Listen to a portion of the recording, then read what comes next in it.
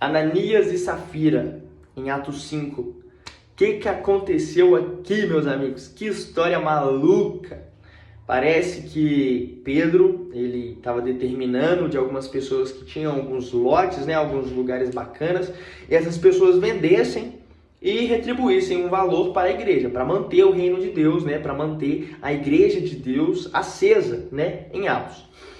Acontece que esse casalzinho, Ananias e Safira, venderam seu lote, porém ficaram com um pouco da grana, ficaram com um pouco do dinheiro ali, do salgado, e falaram: não vou dar para a igreja.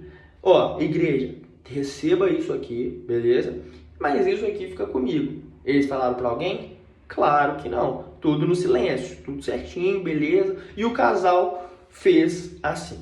Na hora de entregar e deixar aos pés dos apóstolos aquela posse, né, aquele dinheiro que estava faltando, Pedro, ele recebe uma revelação e questiona Ananias, né? Questiona Ananias sobre esse dinheiro, e Ananias mente na frente de Pedro. O que acontece com Ananias? Ele morre. Morreu. Até mais, Ananias. Durou pouco na nossa história. E aí, como quem não quer nada, chega Safira.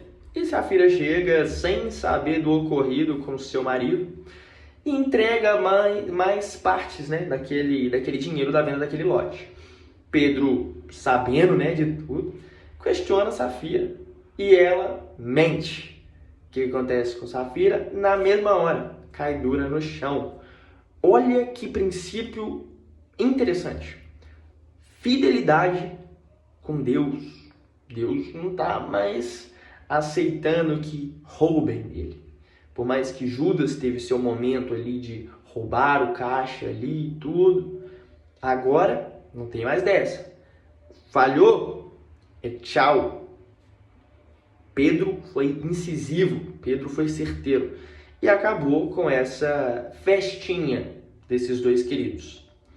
Gosto de ressaltar algo interessantíssimo aqui, que eu achei engraçado, cara. Eu achei real engraçado. Atos 5, versículo 6. E levantando-se os jovens, logo depois que Ananias morreu, levantando-se os jovens, cobriram o morto e, transportando-o para fora, o sepultaram. Beleza. Aí, no versículo 10, falando sobre Safira, quando ela morre. E logo caiu aos pés e expirou. E, entrando os jovens, acharam-na morta e a sepultaram junto do seu marido.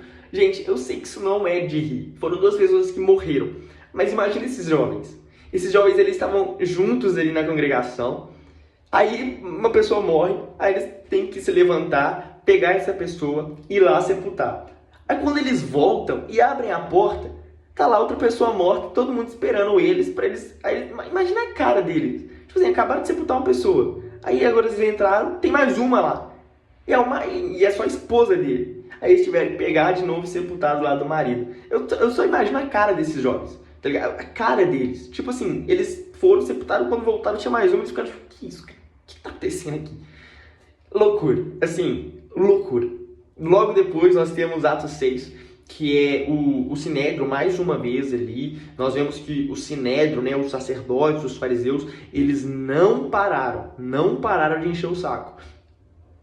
A gente pensou que talvez eles parariam com Jesus, mas não pararam. Continuaram ali enchendo o saco da igreja, enchendo o saco, tudo. Mas agora eles tinham um certo limite, né? Parece que eles sentiram um pouco, né, a morte de Jesus. Eles sentiram o pesar daquilo. Então nós vemos mais uma vez eles enchendo o saco, né? E prendendo, né, Pedro e João. E quando eles prendem Pedro e João, milagrosamente, um anjo entra, né, na prisão e tira ele de lá, tranquilamente. E aí eles vão para onde? Para o Sinédrio, onde eles foram presos. O lugar de onde eles foram presos. Eles vão para lá e começam a falar de Jesus. começam a falar sobre aquilo. Então eles pegam eles e tal, e tentam punir mais uma vez eles, mas aí entra Gamaliel na história, né? E dá aquela famosa retida, né? Retida nos sacerdotes. Porque Gamaliel fala o seguinte, gente, é o seguinte, vocês estão proibindo eles de falar sobre o nome de Jesus? Beleza, show de bola. Mas lembra lá de Tobias, que era aquele cara lá que era Tobias mesmo? Deixa eu ver. Teudas, perdão. Vocês lembram de Teudas? Que ele se levantou, ele falava que ele era o Messias e tudo. Aí ele morreu e depois ninguém mais falou sobre isso e tudo. Ah, e também teve Judas, né? Teve Judas, aquele galileu, que também se levantou falando que ele era o Messias, mas aí ele morreu e depois do ministério dele ninguém mais falou sobre isso. Então é o seguinte, pessoal. Se esse ministério que eles estão pregando sobre Jesus for falso, logo logo isso aí acaba, isso aí dissipa. Mas se for verdadeiro, a gente vai estar lutando contra o reino de Deus. Então vamos esperar. Vamos esperar para a gente ver o que vai acontecer, como é que vai ser e tudo. Então Gamaliel, ele teve essa visão, ele teve essa palavra de sabedoria para talvez dar uma parada no Sinédrio, uma parada nesses sacerdotes, nesses fariseus. E ele consegue. Tanto que Pedro e João são libertos, são soltos de boa. E aqui no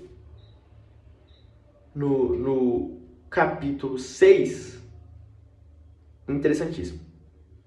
Interessantíssimo, capítulo 6 aqui. Sobre Estevão. A instituição dos diáconos. Estevão, um diácono, se torna o primeiro mártir. E no capítulo 7 nós temos essa pregação incrível de Estevão. Gente, ele vai lá atrás, ele começa a falar sobre tudo. Começa a falar sobre Moisés, sobre Abraão, sobre José do Egito. Ele fala sobre tudo, ele fala sobre o Egito, sobre os anos de escravidão. Cara, tá ligado?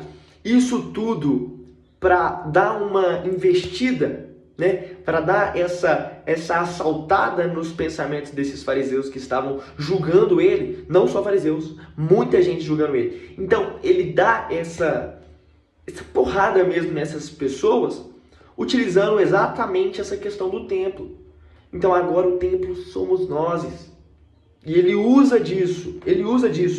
Loucura demais ele ter usado, tipo assim, o Antigo Testamento todo em uma retilínea, em uma linha do tempo, traçando tudo isso, até chegar nessa parte onde, deixa eu ver aqui,